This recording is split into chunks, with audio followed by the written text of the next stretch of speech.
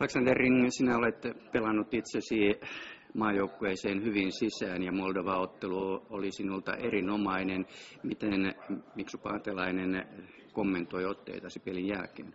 No sanoi, että oli hyvä peli multa ja itse koen sen samalla tavalla ja joukkueelta varsinkin.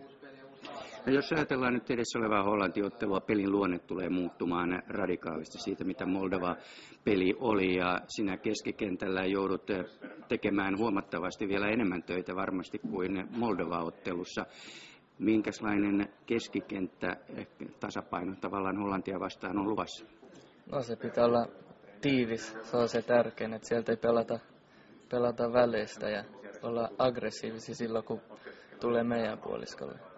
Puolustustyöskentely varmasti lisääntyy, sitä vaaditaan teiltä hyvin paljon, koska Hollanti on erittäin aktiivinen hyökkäyspelaaja.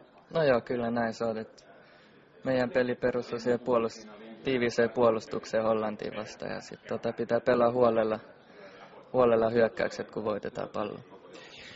Laitapakkien nousu ja sitten myöskin teidän pystyjuoksunne ovat sellaisia asioita, joilla pystytään varmasti Hollannin puolustusta hajottamaan. Se ei ole niitä kaikkein nopeimpia. Minkälaista taktiikkaa teille on tässä vaiheessa jo kaavailtu?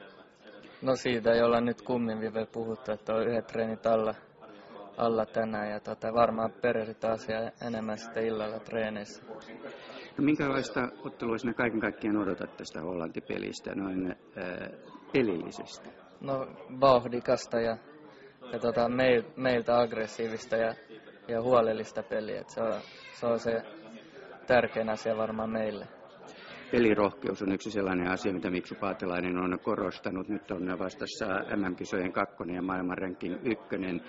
Minkälaista pelirohkeutta Suomi uskaltaa esittää tuossa ottelussa? No ei mun mielestä mitään hävittävää ole. Pitää lähteä pelaamaan rohkeasti, niin kuin mä sanon, huolellisesti, mutta aina pitää yrittää rohkeasti, muuten ei saa mitään aikaa.